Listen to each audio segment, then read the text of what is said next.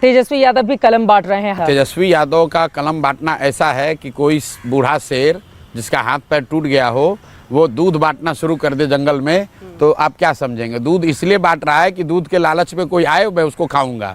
तेजस्वी यादव कलम वाले नेता नहीं, ये कट्टा वाले नेता हैं। जब इनके माँ बाप की सरकार थी तो बिहार में सबसे ज़्यादा अवैध कट्टे बनते थे। तो आज भी इनकी जब सरकार बनेगी तो ये बालू माफिया, शराब माफिया, कट्टा, अपहरण, रंगदारी, इससे बाहर ये लोग नहीं निकल सकते हैं। कलम क्यों बांट रहे हैं? कलम इसलिए बांट रहे हैं कि किसी तरह जनता को बेवकूफ़ बनाया जाए कि भैया हमको भी शिक्षा की समझ है। जो व्यक्ति मुख्यमंत्री का लड़का है, 9वीं पास नहीं किया है, और खुद ही नहीं उस पूरे परिवार में देख लीजिए, इन लोगों का पढ़ाई से कोई लेना देना नहीं, इनका सरस्वती से कोई सरोकार ही नहीं है। ये तो पास बड़ी डिग्री है। अरे भाई तो फर्जी डिग्री है, सबको मालूम है। तो पूरे खानदान में फर्जी डिग्री है। अरे भाई आप देख लीजिए उस परिवार में, मैं सब पर टिप्पणी नहीं करना चाहता हूं, लेकिन चूंकि आपने बात उठाई है, 2 लोग मेडिकल डॉक्टर हैं, दोनों टाटा के मेडिकल कॉलेज से मैनेजमेंट कोटा से बने। मीसा भारती सिर्फ उनका एडमिशन नहीं हुआ, पूरा स्टोरी जाकर देख लीजिए नेट पर। साल भर के अंदर सुरक्षा के नाम पर उनको पीएमसीएच में ट्रांसफ़र कर दिया गया, पटना मेडिकल कॉलेज में।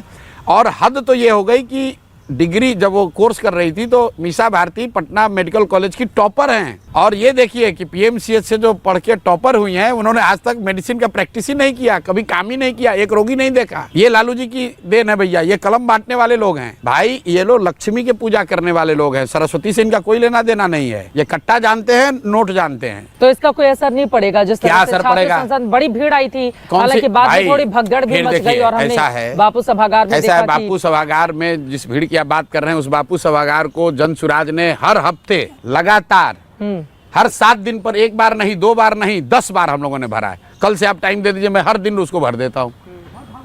10,000 लोगों का पटना में इकट्ठा होना वो अपने आप में कोई खबर नहीं है। क्या तेजस्वी यादव ने बताया कि बिहार की शिक्षा व्यवस्था को कैसे सुधारेंगे? क्या तेजस्वी यादव ने बताया कि बिहार के पलायन को कैसे रोकेंगे? कह रहा है हमको 20 महीना दे दो। अरे भाई तुम्हें तो 20 बरस दिया हुआ था। 15 साल तो आपके माँ बाप यहाँ मुख्यमंत्री थे, 3 बरस आप खुद यहाँ पर डिप्टी सीएम रहे हैं, तो आपको अब कितनी बार मौका चाहिए भाई?